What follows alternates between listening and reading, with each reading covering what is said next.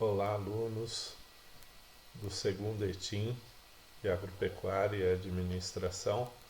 Estamos retomando agora nossas aulas via online aí por conta do distanciamento, né, social. E aí, vamos lá. O que a gente tiver de dificuldade, a gente vai sanando juntos aí. E as dúvidas que vocês tiverem, eu estou à disposição para tirá-las, tá? Funções inorgânicas vai ser o assunto que a gente vai retomar. Era o assunto que a gente ia entrar depois daquele assunto que nós vimos lá sobre transformações químicas. Funções inorgânicas. Para a gente entrar em funções inorgânicas, a gente tem que entender o conceito de ionização e dissociação. Qual que é a diferença entre ionizar e dissociar? Dissociar e ionizar, nos dois casos, tem a ver com íons, produzir íons. Só que no caso da dissociação, os íons, eles já estão lá, você só vai separar, porque vem de uma ligação iônica. E essa ligação iônica é formada por íons, cátions e ânions. Íons de carga positiva, os cátions, e os íons de carga negativa, os ânions, que se atraem por diferença de polo positivo e negativo. Acabam se atraindo aí. Bom, de acordo com Arrhenius, como está aqui, né, as substâncias dissolvidas em água são capazes de produzir íons positivos, os cátions, ou os íons negativos, os ânions.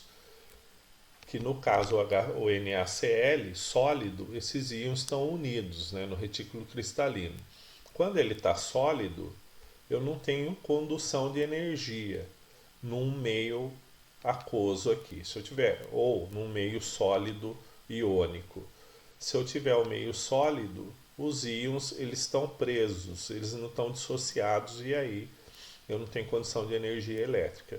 À medida que a gente acrescenta a água é capaz de separar o íon positivo do Na do Cl-, que é o íon negativo. Então separa o cátion do ânion, ela isola esses dois por diferença de polo elétrico também, e aí eu passo a ter movimentação de elétrons e vou passar a ter a condutividade. Olha lá, aqui a lâmpada acende e aqui a lâmpada está apagada.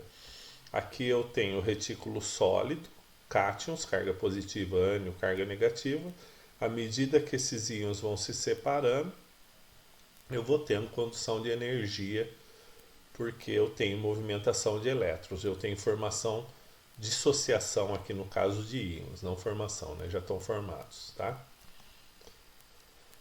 Exemplo de dissociação, para ficar mais fácil de entender o que estava acontecendo naquele becker que tinha a lâmpada acesa. Ó, dissociação do NaCl, cloreto de sódio.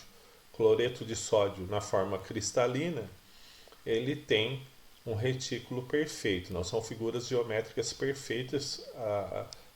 Os íons estão bem agregados, né? Estão bem juntos e não tem movimentação nenhuma. À medida que a gente adiciona água, eu separo esses íons começam a se movimentar. Acontece basicamente o que aparece nessa figura de baixo aqui. Cátion, ele fica isolado pelo oxigênio que tem carga negativa, né, porque o cátion tem carga positiva, o oxigênio da molécula de água, né, H2O, como está representado aqui, hidrogênio, hidrogênio e oxigênio, e o ânion, que tem carga negativa, fica isolado pelos hidrogênios que têm carga positiva. Então eles formam tipo uma película isolando a carga positiva do sal da carga negativa. E aí eu tenho movimentação de elétrons. Nesse caso eu vou ter uma solução eletrolítica, que é uma solução capaz de conduzir energia elétrica. Ionização. Qual que é a diferença de ionização?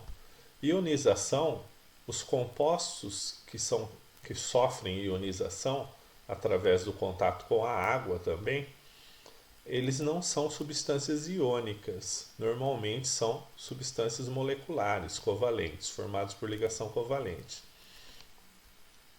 Por que eles sofrem ionização? Vai sofrer também uma separação da carga positiva e da negativa. Só que aqui, como a ligação ela é feita por compartilhamento de elétrons, lá de ligações, né? Não sei se vocês se lembram, se vocês estiveram no final do ano com a Márcia. Então, como ela é feita por compartilhamento do par eletrônico, o elétron, olhem lá, ó, o elétron do hidrogênio ele permanece no cloro. Nessa separação ele não sai, por isso que o cloro permanece com a carga negativa. E como o hidrogênio ele fica sem elétron, ele vai ter um próton a mais, por isso que ele vai formar um cátion aqui. Quem promove essa retirada é a molécula da água. Por que é a molécula da água? Porque a molécula da água é hidrogênio ligado ao oxigênio. Hidrogênio ligado ao oxigênio, a gente tem uma ligação também covalente bastante polarizada, porque o oxigênio ele é muito mais eletronegativo do que o hidrogênio. Então a gente fala até que o oxigênio é o ladrão de elétrons da tabela periódica, né? Então ele rouba esse elétron do hidrogênio e forma a ionização.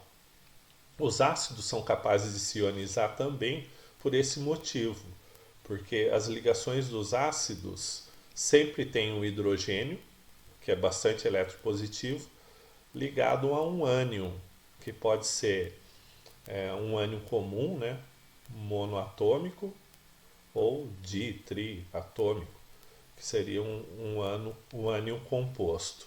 Aqui no caso a gente tem um ânion comum, e esses ânions normalmente eles têm elementos bastante eletronegativos na formação deles. Quando são hidrácidos, que é o caso aqui do ácido clorídrico, que eu só tenho o hidrogênio ligado a um outro átomo, esse outro átomo, se ele for bastante eletronegativo, a gente vai ter o processo de ionização. E quando for um oxiácido, que aí eu vou ter oxigênio também no ânion, aí o processo de ionização acontece mais facilmente. Então, basicamente, são esses dois processos que a gente vai ter a produção de íon na solução eletrolítica, ou por dissociação ou por ionização.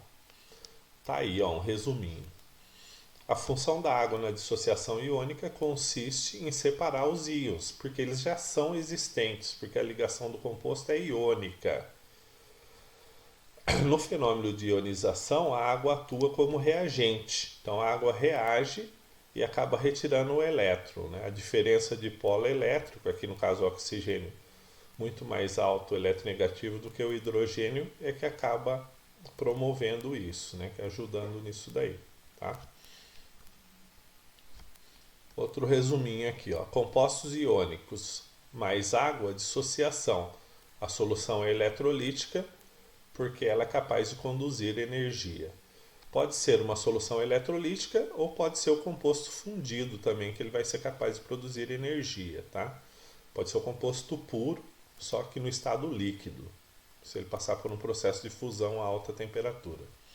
Compostos moleculares, mais água, solução molecular, não eletrolítica, quando não acontece a ionização. Alguns compostos moleculares não vão ionizar.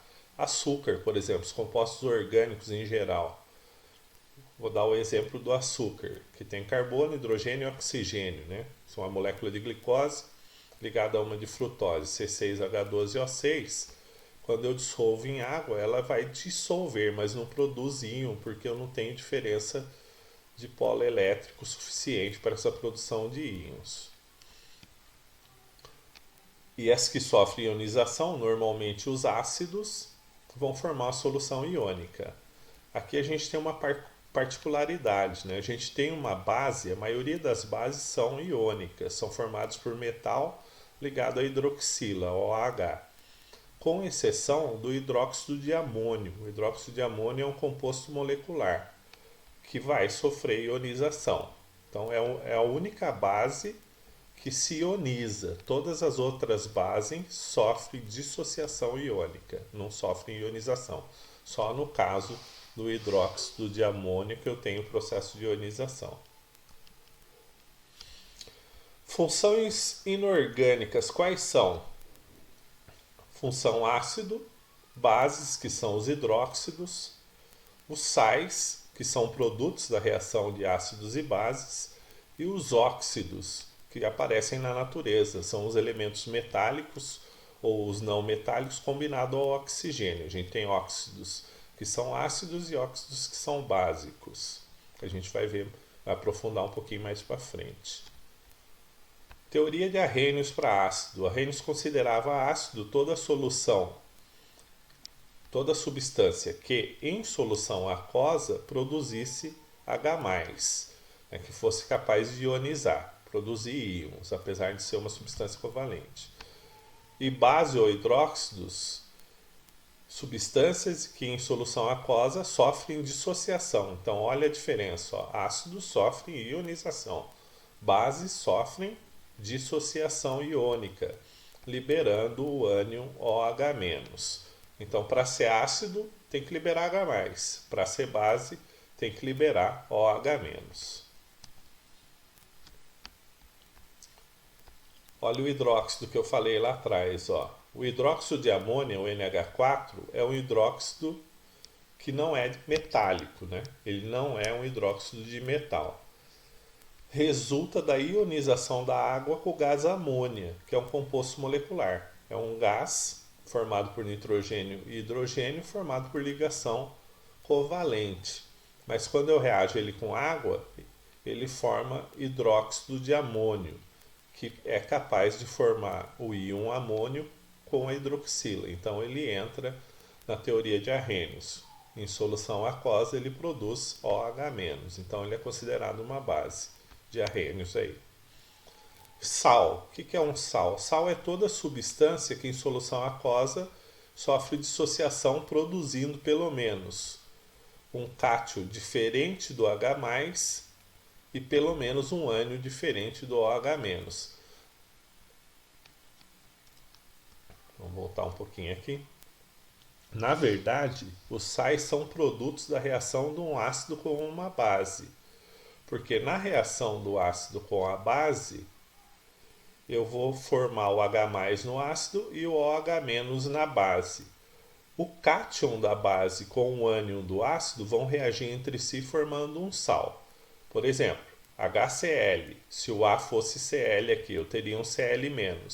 NaOH. Se o cátion fosse Na, eu teria Na aqui. Na com Cl formaria NaCl, sal de cozinha. Então, quando eu reajo um ácido com uma base, eu vou ter formação de sal, via de regra, e vou ter formação de água. O H+ do ácido reage com o H- da base, formando H2O também. Então, forma ácido mais base igual sal mais água. Condutividade elétrica. Compostos iônicos, se eles estiverem sólidos, não tiver movimentação de elétron, eles não produzem, os elétrons não produzem íons, e aí os íons também não vão conduzir energia, o meio não conduz energia.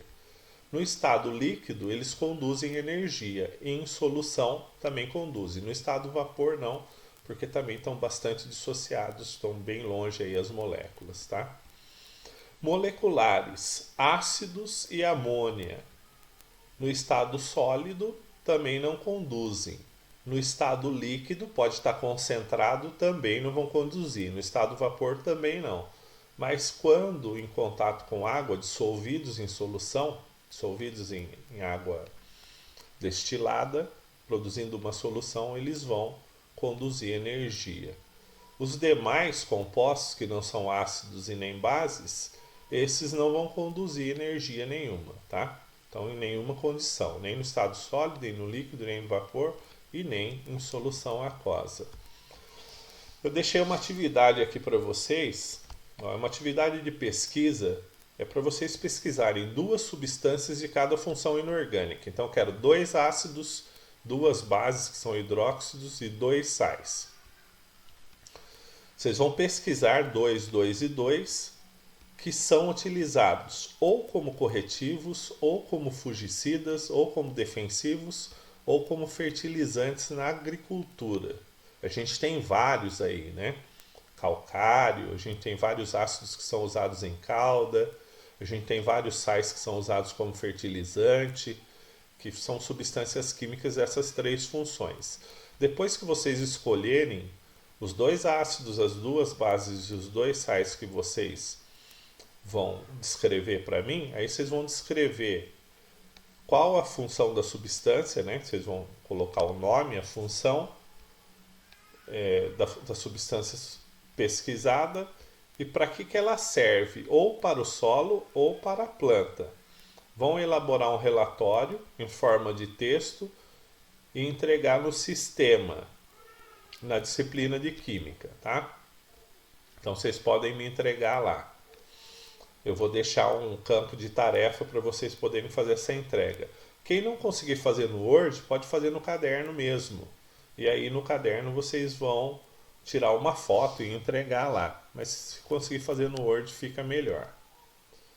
Bom, aí está a referência, esse livro que eu usei como referência. Se vocês pesquisarem, vocês vão achar ele em PDF na internet.